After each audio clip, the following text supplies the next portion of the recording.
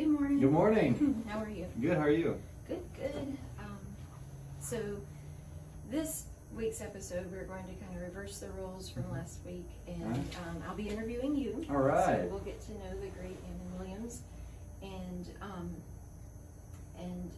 you know, our audience doesn't know much about you, and so hopefully we'll get a little bit into it. So, how are you feeling this morning?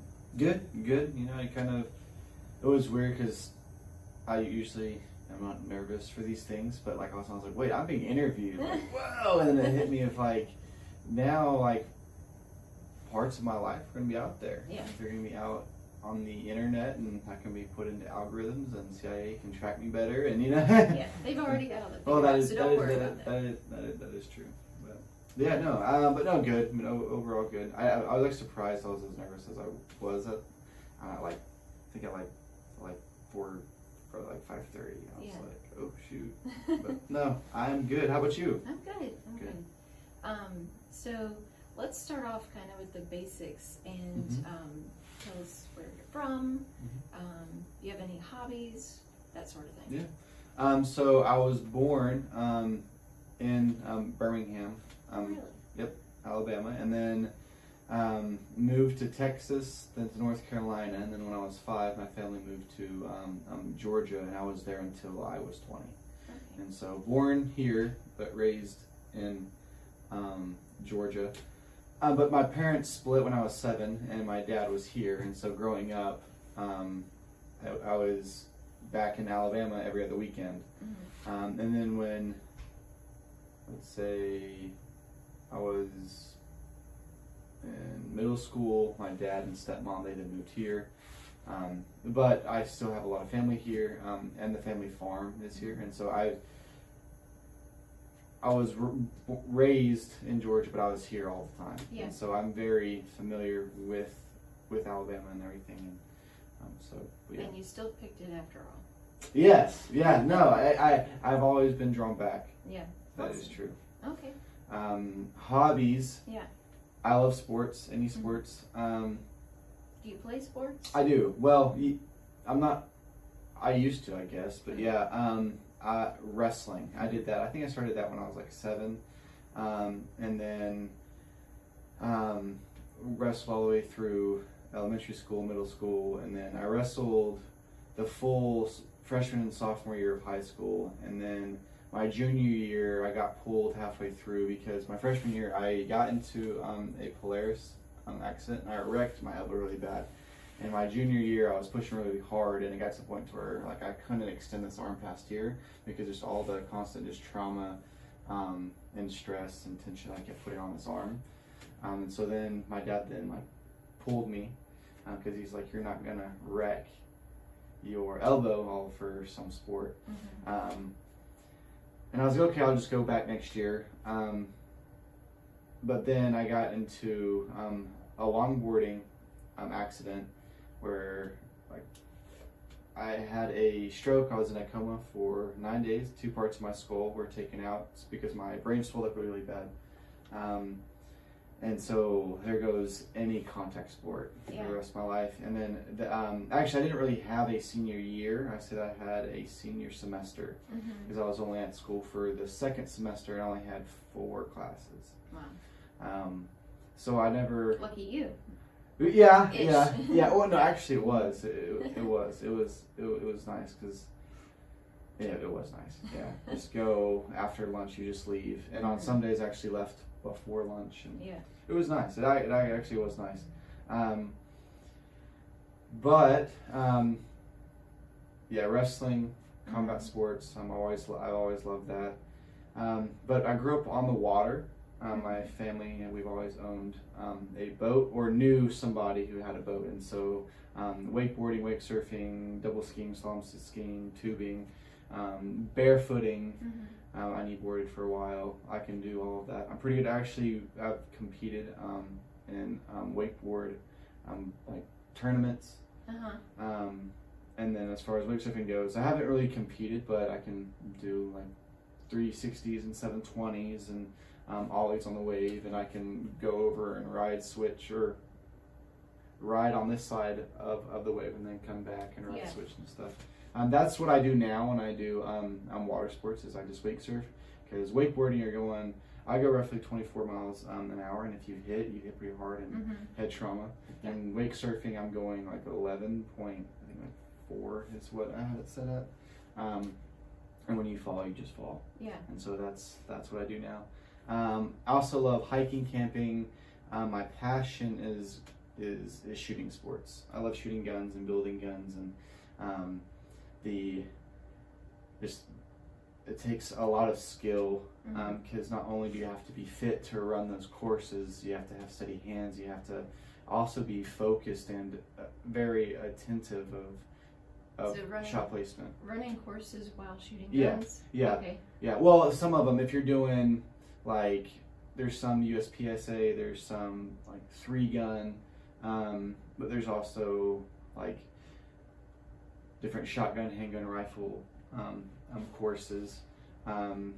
The rifle courses that I've done, it was a standard just 100-yard iron sight match. I actually did pretty well. The first time I went, I shot like in the top like 45, and then the second time that I went, I shot in the top. I think it was like 15. And then shotgun, I've always been good at shooting a shotgun. I would shoot sporting clays. I shot trap once, and then handgun. I grew up shooting handguns, but I got the shakes ever since my stroke and my coma and my TBI. I now shake a little bit. And so handgun has always been one that I've had to like spend more time focusing on. Also, I wear contacts, and so my vision's bad. And I am right-handed, but I'm left eye dominant. And when shooting a rifle and shotgun, that means I have to use my weak eye. But I've practiced with that and done enough that that's fine. But pistol, luckily, because it's out in front, you can still cross. And so I do cross. People, they've often told me switch hands. I've tried that, and I couldn't do it. And they're like, well, stick with it. Learn the basics with that, and it will be better. And they could possibly or do what works for you. I know, but so far, right hand dominant, left eye dominant, shooting switch or shooting cross, that works fine so far. I've had nothing bad. When I shot in the competition for the pistol, that was a running gun course. There's 3 separate like courses that they would split us up, and then 1, 2, and then 3. I wasn't in the top half. I was the bottom half, but I think I shot like 54, in like the 54%. Yeah. So it wasn't too bad. But I was actually really good because the 2 courses that I did the best on were the high pace running and gunning, because then it was very much just basic, natural. Okay, aim, point, center, mass, shoot for A. For those who shoot, they know that the targets are set up in A, B, C, and so A is center mass, and so just very fast, pop, pop, pop, pop, pop, pop. Yeah. The ones that did the worst at was actually the stationary, more accurate shots. And I don't know if it's because I was under pressure to do it more that way, or because that was my 3rd and final run that I'm more tired, my hands are they're not as stable as they were. But that's actually what knocked me down. As I went back and looked online, it was the first 2 courses I was in like the top like 40 to 50 percentile, and then that one I was like in like the 60 percentile. Yeah. I ran out of ammo before I even finished that, which the other 2 I was fine. I was always on, but that one I ran out of ammo. And you actually get points docked. Yeah. Or no, you get penalty points when you run out of ammo before completing the course. And so that's what got me. Yeah. But shotgun rifle, that I'm still super good at. That's really interesting. Yeah. I didn't know that there were like running courses, like competitions and stuff like that. Yeah, no, it's a lot of fun. Sounds interesting. Yeah, no, it's a lot of fun. And what's cool too, I feel like a lot of people think that the gun world is just very just relaxed, like throw safety and caution into the wind, but there's actually there are safety rules, and before every meet and every match they go over them. Yeah. It's a good thing. Yeah, no, and if you break them, they kick you out. They're like, nope, sorry, you are disqualified, and we have to ask you to leave because you just put all these people here Right. at risk. Yeah, it sounds pretty serious. Yeah. Oh yeah. Oh yeah. No, I remember I was there, and they have this. There's this rule where you can't have your ammo and your firearm at the loading table. Mm-hmm. And so, like, the way that you would have to do it, like, is bring your magazines to the loading table, fill them up, go back, and then you'd have your gun in your holster as you walked out, and then only once you're out in the actual range could you then load it. Yeah. Because they don't want accidental discharges. People are loading ammo and stuff. Yeah, no, they're very strict, and which it is nice. And I remember being there, and there's people it's just like first times, and they want to know what it's about. And they're like, oh, I didn't realize there was all this like safety. Yeah. And it's like, well, yeah, like I mean that is a tool to be used, and just like any other tool, it can be used for harm. Right. And this one, it's just there's greater consequences. If you're using a hammer and you use it wrong, you smash a thumb, a fingernail splits, you might chip a bone. But a gun, if it's used wrong and somebody gets hurt, I mean, it is catastrophic. Yeah.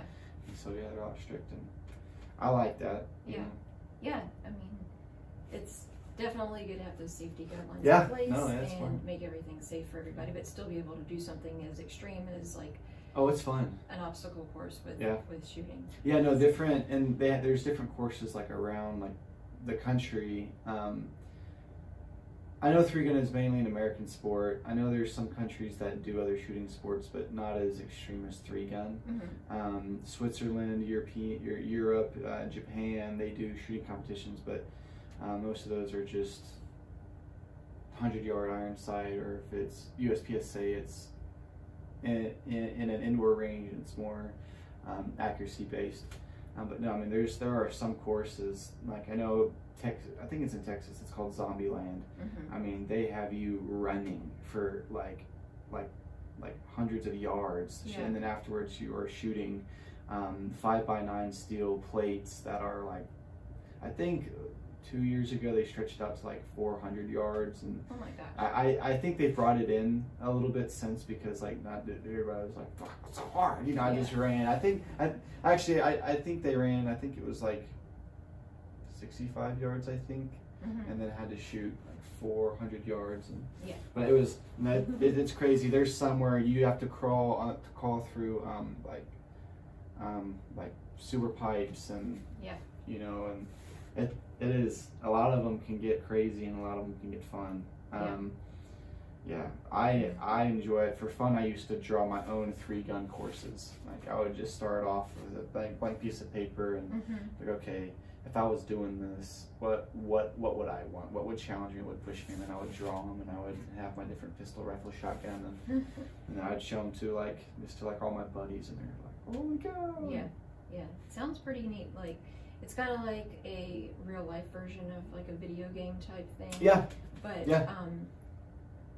but you know, the more physical, obviously, version of being able to do things that people do virtually all the time. Yeah.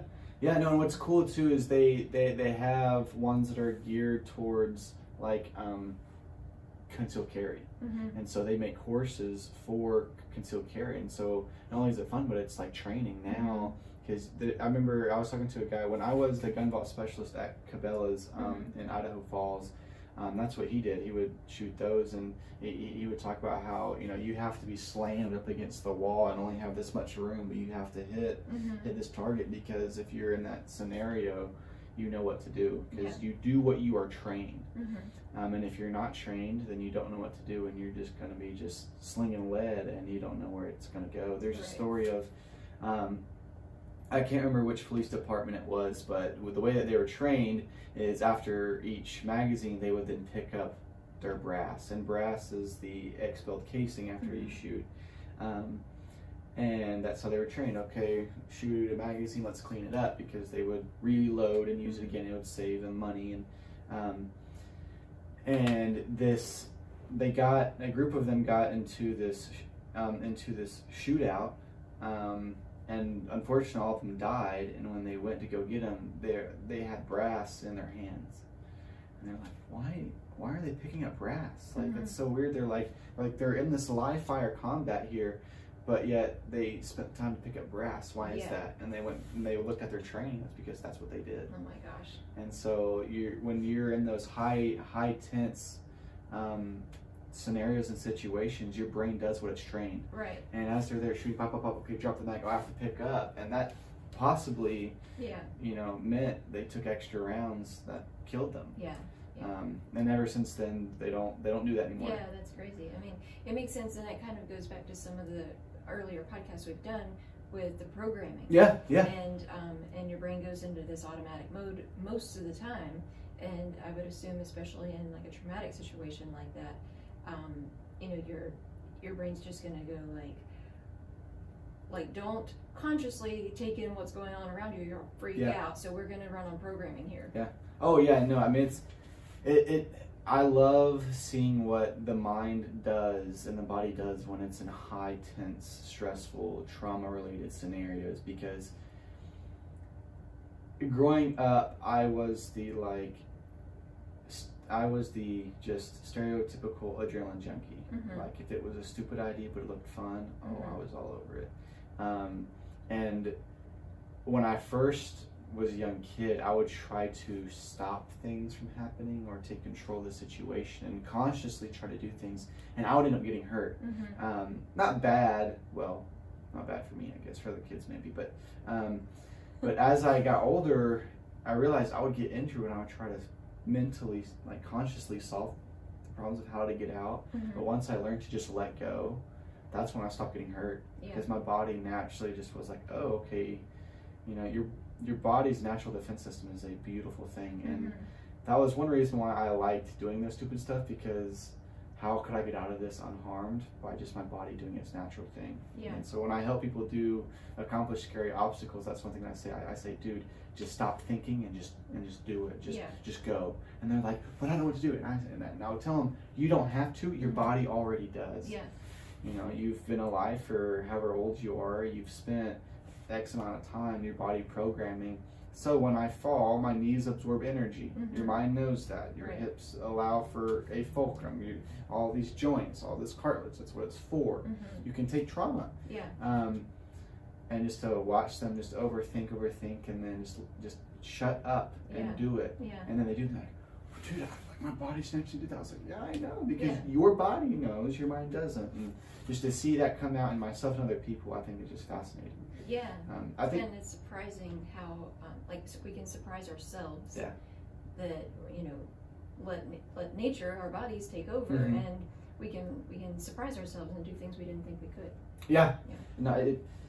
No, I love this. I think I brought up in an earlier podcast, but this mind over matter, Mm-hmm. and it's just, I think I'm just completely obsessed and fascinated with that. Yeah. Yeah. What can your mind do, and what does it actually know? And Is there anything that kind of led you to that specifically, or just? Yeah, so I tie it back to my dad, Mm-hmm. and he's always pushed me to do more, be greater, and especially just physical wise. He works out a lot. He's big into sports. He played every sport in high school, and so that, as he's raising me, that kind of just Mm-hmm. trickled down. And I remember just being an early kid, one thing he would do is he would just hang me on basketball goals, the balconies we had in the house we lived at in Houston, Texas. There was a catwalk, and he would just hang me, and he'd like, okay, hold on, and then he would leave, and I'd be like, Dad, I'm gonna fall, and he's like, no, you're not, keep on holding on. Oh my gosh.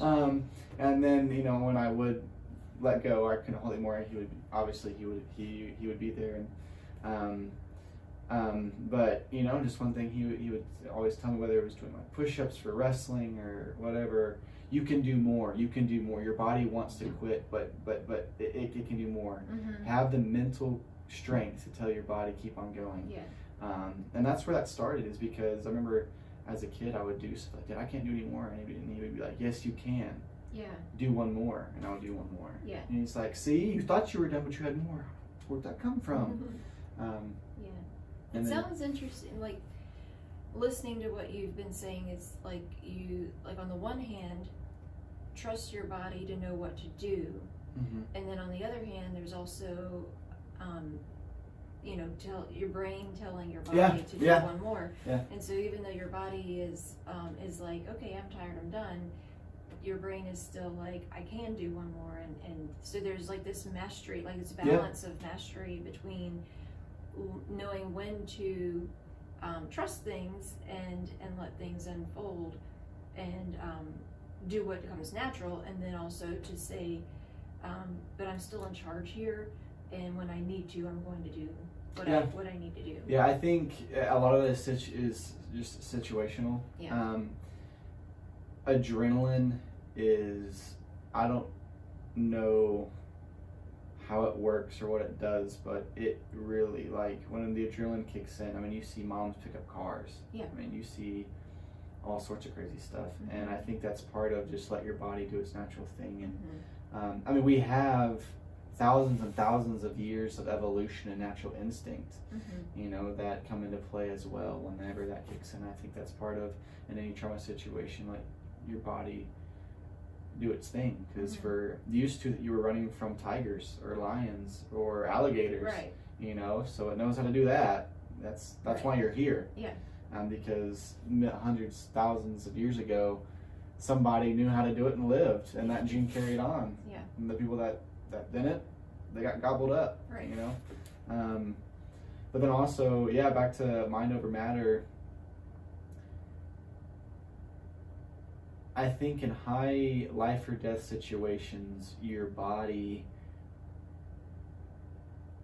like, it just owns up. Mm-hmm. And it's like, okay, this is life or death, Mm-hmm. and our minds and bodies are always on keep us alive first. Definitely. And then from there it then goes on to, okay, who, the person next to us, Mm-hmm. who is the closest person next to us. And once we're married, it's our spouse. Mm-hmm. And then after that, it's our kids, the family. Mm-hmm.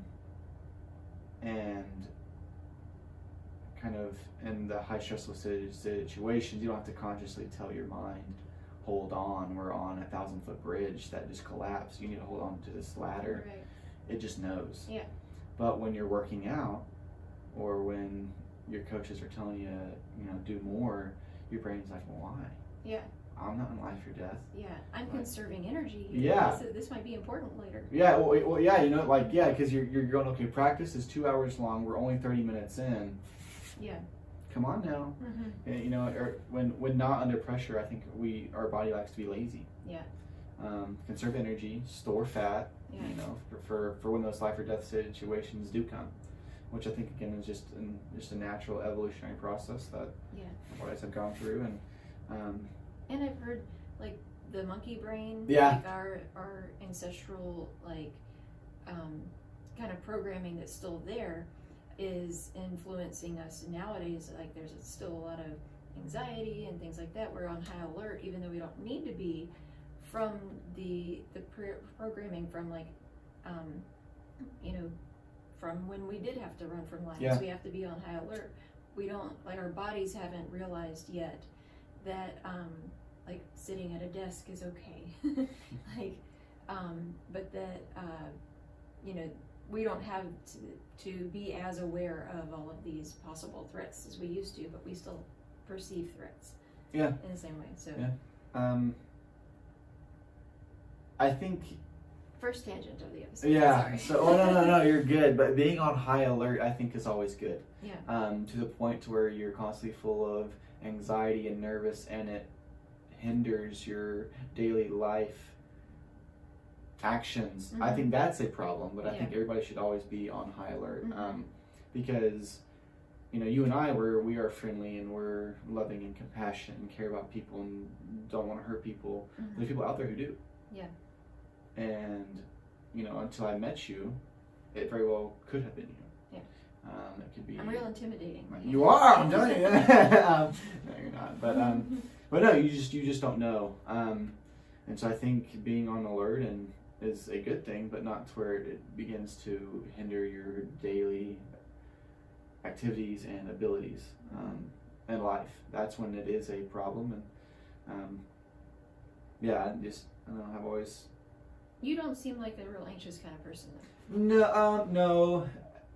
No. Well, No, I do consider myself a pretty chill, stress-free dude, but I do get anxious. Everybody does, you know. For me, that was part of the whole adrenaline rush, was and get nervous and get scared, and because you have all that buildup, and then you just do it, and then it gets out, and then your body's like, whoa, and it was just double whammy, and it was great. I loved it. I'll be honest, I was addicted to the rush. Yeah. Well, how about any like the obstacle course races, like mud runs and stuff like that? Oh yeah, those are no, not like set up ones like that. I've done like trail runs that have stuff like, but I haven't done the Spartan run or the mud runs or the any of those. I want to really bad, but I haven't done those. Growing up, I had woods in my backyard and then the farm, and I would just climb trees instead of obstacles. I would slide down cliff faces instead of slides, and jump off of 100-foot bridges and cliffs instead of you know. But and then I did gymnastics as a kid, and I've always tumbled, so I was always climbing ropes, and so doing that and cargo nets, and so I've never actually done those. I want to really bad, but I guess I found other alternative ways to accomplish that. Yeah. That doesn't cost me any money. Yeah. So, but no, I guess what helps me remain calm is knowing that if I was placed in a scenario like that, I feel confident that I could come out on top, above average. Yeah. And that helps bring me lots of peace because I'm not prepared.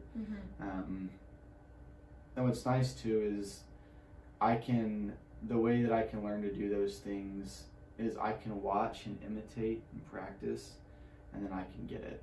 Like a lot of like the gun techniques that I have to help me be more accurate and what to do is, one, people just telling me, and then two, YouTubing videos, and then I will watch it, I will dissect it, I'll watch their footwork, I'll watch where their stock is, where stock is the butt end of the gun, and where how their barrel's pointed, and I will psychoanalyze, or not psychoanalyze, but just critically analyze every step, every scene, and I'll just go in and I'll just mimic it. Yeah. And like there's different ways. If you're breaching corners, you need to come in with your with the stock above your shoulder, so that way as you come up or around it, it then falls right in. But if you're trying to clear stairs, the stock needs to be under your arm, because if it's here, you have to do this whole thing.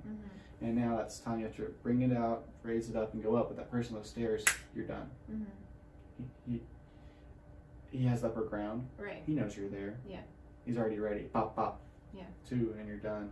So that's when you have it below, so that way as you come, it just rises right up. So as you come up those stairs, boom, it's there. It isn't this. Yeah. It's just, and then as you know, and that I learned that, you know, people pay a lot of money to go to these courses to learn that and to practice that, and somebody told me. Yeah. And so I looked into it, and it's true. And so at the stairs at my house, the corner of my house, I just practiced. It's right there, just.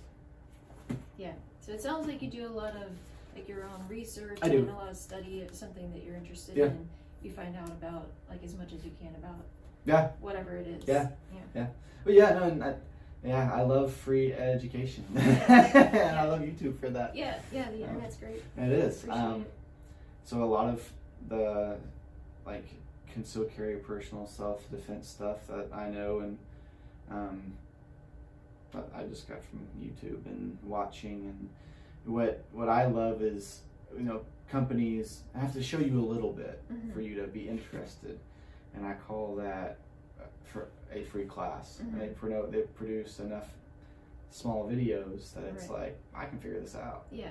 You know, like, and then talking to people who actually do the courses and teach them, I'll be talking about it. I'll be like, yeah, like that's what I do, and they'll be like, oh yeah, no, yeah, that's right. Or well, do you know this? And so they give you more information, and the next thing I know, I mean, I don't have the piece of paper with some magical stamp and ink on it that says that I can now conceal carry, but I mean, I know how, and so when I do take that course, I'm already one step ahead.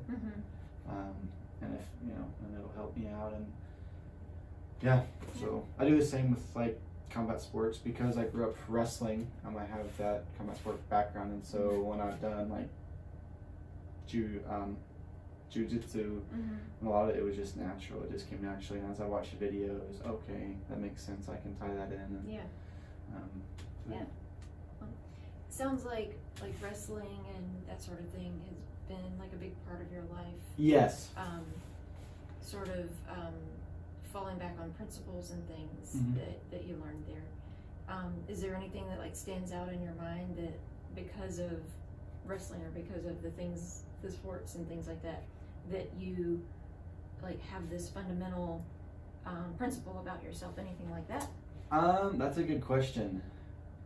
Have sports create any fundamental?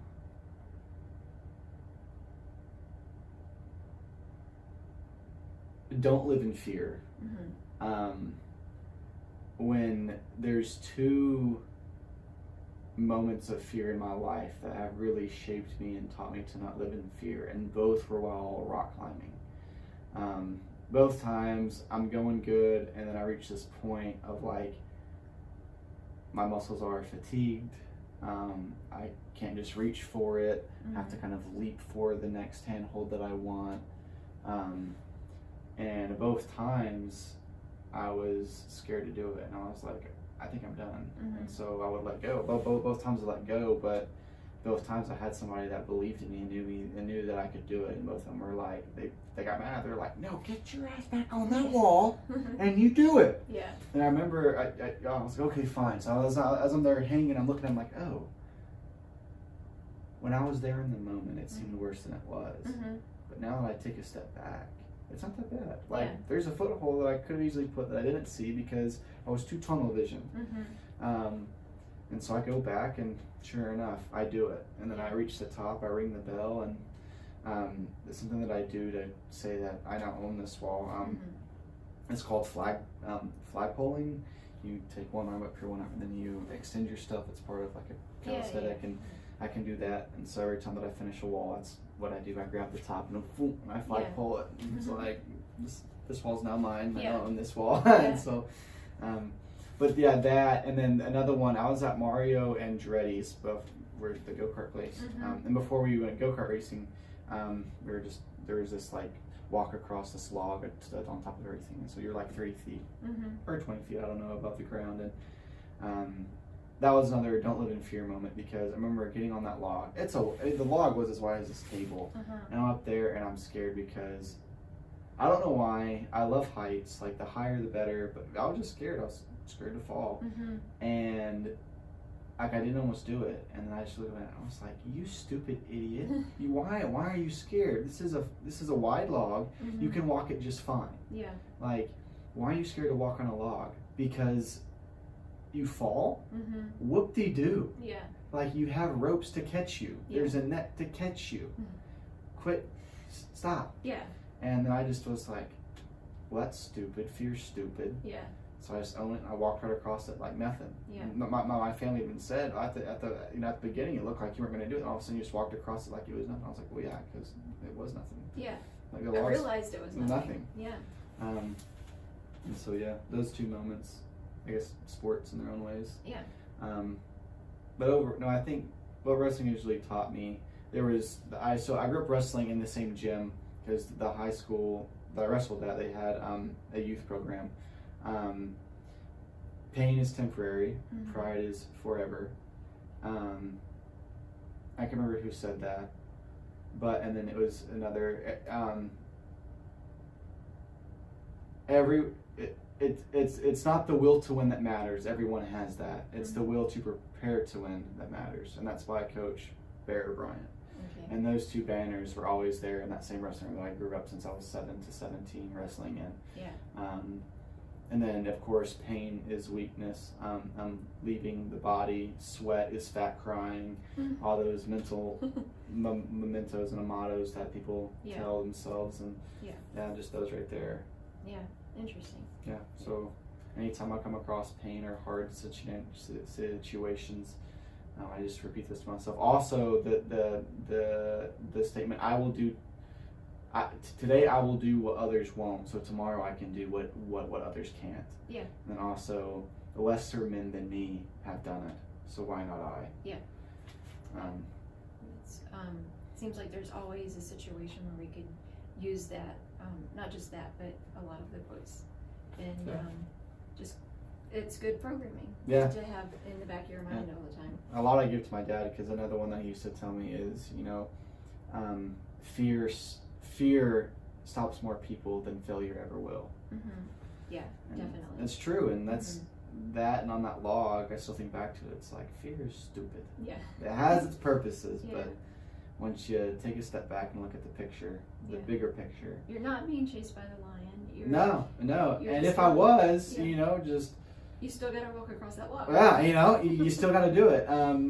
And hopefully, if I'm being chased by a lion, I'm prepared, so I have a rifle, so I just turn around and just shoot it. I feel like you would, wrestle it to the ground somehow. Oh, I would like to think that. Yeah, no, I would. I would like to think I could pull off the whole Tarzan, and with my broken spear, it jumps on me, and I get that heart shot. Or the heart stab. I would like to think that. Yeah.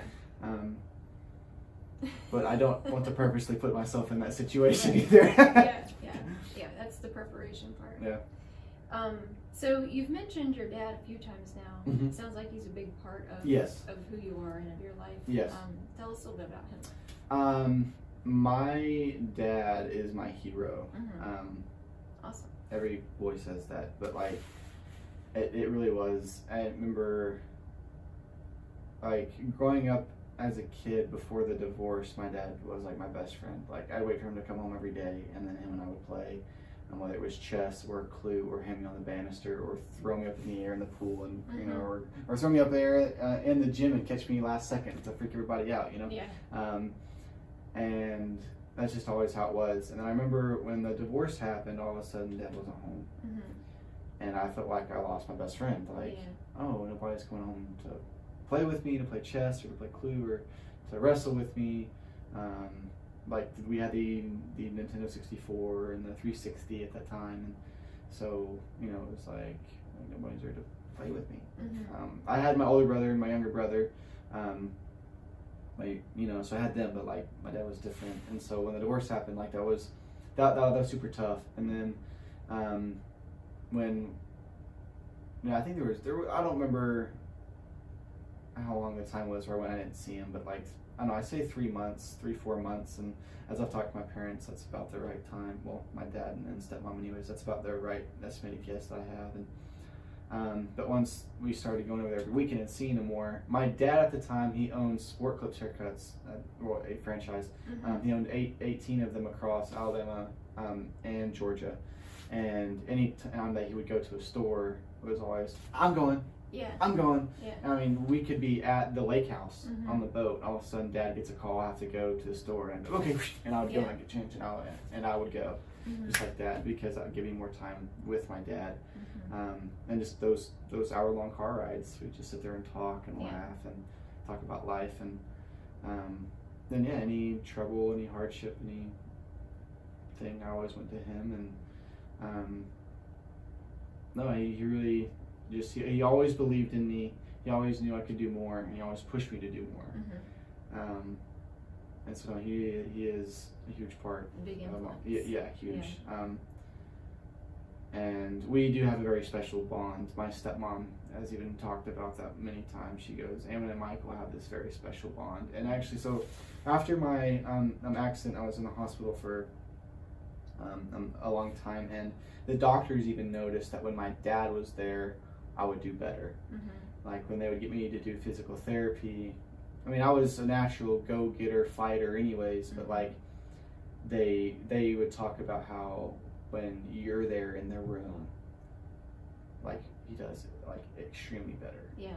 Just this big difference, because I don't know, my dad believed in me, and Mm-hmm. I would always put out for him. Yeah. Because I knew that he expected it of me, because he knew I could do it. Mm-hmm. And he always encouraged me along the way. And definitely when I got married, one thing that because I've always said, Dad, you are my best friend, and one thing that Daddy told me, one thing that he told me was, okay, now that you're getting married and you're married, it's time for your wife to be your best friend. Yeah. You have to let go of me. Oh. No, I mean, we both cried. I remember we were in the car and we were both crying because it's hard for me and hard for him. You know, I mean, the doctors told them that I was going to die. Yeah. And so he thought that he lost me when I was 17. And Yeah. because of him, I made it through. And I definitely, I got credit a lot of my success to him. One thing that we joked about is I was hanging on for dear life. I mean, it really was a life or death moment. Like, the scale was leaning towards death, but I fought and brought it to life, and now I'm here. And he goes, and he would joke around and say, well, that's because as a kid, I would have you hang there, and you would fight for life and death. And so when it came to that time, you already knew what to do. Yeah, so, you're hanging on. That's awesome. Yeah. Yeah. I mean, anything he says, I take for gospel. Yeah. You know. That's awesome. Which is funny because he's always telling me, you know, critically think for yourself. Always question everything you hear, even question the things that I say. Yeah. You know. But you're like, yeah, but I still trust you. Yeah, but still, whatever you say is gospel. Like, so, I haven't gone wrong yet. Yeah, well, that's awesome. Do you want to be a dad yourself? Oh, yes. Yeah? Yeah, no, I've always wanted kids, always wanted my own family. Yeah. Well, it sounds like you have a great example. I do. Yeah, that's awesome. Yeah. No, it's funny. I remember asking this question, like, the accident I did not believe was real until they put my skull back in. And that's when I realized it was real. Before that, I thought it was just this big joke. Because when it happened, I was 17 years old, wrestling, lifting weights, like, pretty arrogant. Like, nothing could go wrong. Like, I've, like, wrecked on a longboard before. Like, I've gone a lot faster on a longboard before. Like, I have, like, jumped off cliffs and landed on cliffs and been fine. Like, this is just a big joke. But anywho, I remember, like, once I realized, okay, this is real, I looked at the doctors, and the first question I asked was, is this going to impact me having kids? I'm 17 years old. Yeah. My brain's falling out of my head. Yeah. And my question is this going to impact me having kids? And, I remember the look on the doctor's face is like, no. And then my parents being like, yeah, like, he's always wanted kids. Yeah. So, that's awesome. Yeah, little me's running around. Yeah. They're either going to bring about Armageddon or they're going to be the next Jesus Christ. I don't know. One of the two. One of the two. Somehow it could be both, but the world's going to change either way. Yeah, that's for sure. And then let's see. I was going to ask. Okay, what's the story behind the name Ammon? Because it's not a very common name. No, so it is a religious name. There's an Ammon in the line of David leading to Jesus. That's spelled A-M-O-N. There's also the King Ammon in the Middle East, you have the righteous King Ammon, the wicked King Ammon. Ammon in Arabic means lots of faith, and in Egyptian it means God of kings or King of gods. I can't remember which is in Egypt. They're both the same. But in Hebrew it means peaceful yet rushing river. The name is actually used quite a bit throughout the Middle East, and it has lots of weight and significance to it. But where it came from, so I grew up a member of the Church of Jesus Christ of Latter-day Saints, and in one of the books that we read, so we read the Bible, the Book of Mormon, and the Doctrine and Covenants. We take those as scripture, and what is in them is the gospel of Jesus Christ, and they testify of Jesus Christ, and one of the name is mentioned twice in the book. One was a man who had lots of faith and believed in Jesus Christ and testified of Christ, and then another one was another person who had lots of faith. He was a missionary, and actually his story is pretty cool because he grew up being taught the Word of God, but he kind of went his own way, went rebellious, and taught people to not believe in God. Was like, this is vain, you're being stupid, Okay. blah blah blah, teaching Antichrist, and Antichrist is anything that teaches against Christ or not Christ.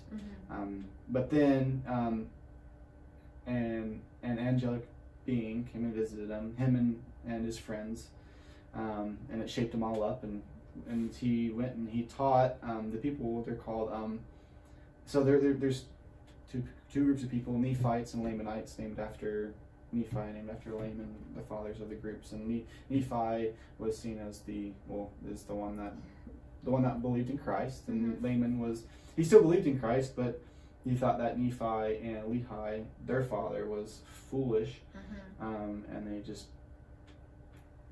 were like, y'all are stupid. I'm the older brother, so I'm smarter, I'm better. Yeah. Just family feuds, I guess. But anyway, and so the Lamanites did not like the Nephites because Laman didn't like Nephi, and so it carried on. And so the Lamanites would kill Nephites, but the Nephites, the gospel of Jesus Christ has brought us joy. We want to bring you joy. Teaching the gospel of Jesus Christ is something that's always been taught, whether it's in the Bible, but you always come and you preach the good message. That's what gospel means, is the good message of Jesus Christ. And he went to a people that delighted in shedding Nephi blood, and when he got there, the Lamanite king is like, well, what do you want to do here? And he's like, I just want to serve you. And the king's like, okay, well, here's one of my daughters, marry her. And he's like, no, I just want to serve you. And so he put him over his sheep. And so even though this Lamanite king was the king, other Lamanites would steal sheep from him to gain power. And Ammon defended the sheep and the other servants. And then he did everything the king asked, and it inspired the king and the king allowed Ammon to teach him the gospel, and there you go. Awesome. So I'm named after a mighty missionary, who, in the face of life and death and fear, and through his faith in Christ, he overcame it. Yeah. Awesome. So I try to live by that also. Yeah. You also like swords. Yeah, it sounds like that's not the first time you've been asked about your name. No. I get asked quite a bit. I was like born here, raised next door, and so people always pronounce my name wrong, and they always ask me about it. Yeah. So Awesome. Well, I think I've gotten to know a good bit about Ammon Williams today. Anything that you would like to mention, or that you wish that I'd asked, or that you would like for the listeners to know about you? No, I guess one, just being self-conscious and kind of watching the videos before I posted them, like my pausing or like stuttering. I do stutter, just so you know.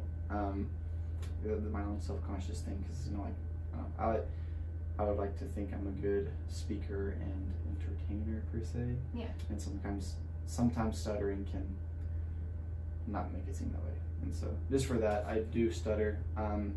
A lot of it comes from I'm thinking of what I want to say, and then my brain's caught up on that, and the other part can't come out. Yes, I think a lot of people do that, though. I think most of them, if you notice, there's a lot of people that just say and they may even just say really quickly.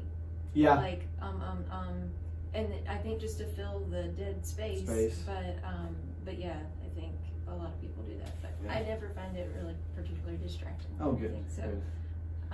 Hopefully other people don't. I hope so. And then that's one thing. What people know is I do stutter. Another thing, what you asked. No, because I talked about the accident, my dad, the life kind of changing things, about fear.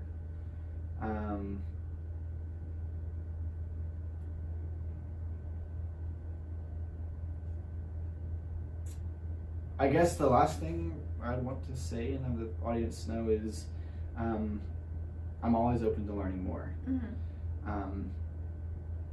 I think, we all have our own opinions and our own first thoughts, but I'm always willing to question and doubt my own. So if there's new information put in, I'm not wishy-washy. Just because a new piece of information comes doesn't mean that I'm all of a sudden going to jump on this new boat, but I will think about it, dissect it, apply it, and see basically I'll do critical thinking, and if it still makes sense, Yeah. then I will adopt it into my way of thinking. Yeah. So I'm always open to learn more, and I love new information. I'll never take new information as a threat. Yeah. I don't care if I'm wrong, because if I'm wrong, that means that I can grow and then sooner or later become right. Yeah. And if I'm always right, then I can never grow. Exactly. Yeah. And that's I what could it- go off on another tangent about that, but I'm not going to. And by the way, I'm going to acknowledge that we are in a building that is not our own, and so sometimes we do have interruptions, but hopefully we'll get things more polished as we go along. I hope so. So stick with us. Let us know if you have any ideas, thoughts, comments, etc. Subscribe, click the bell. Click the bell. Awesome. All right. Well, thank you so much. See y'all next week.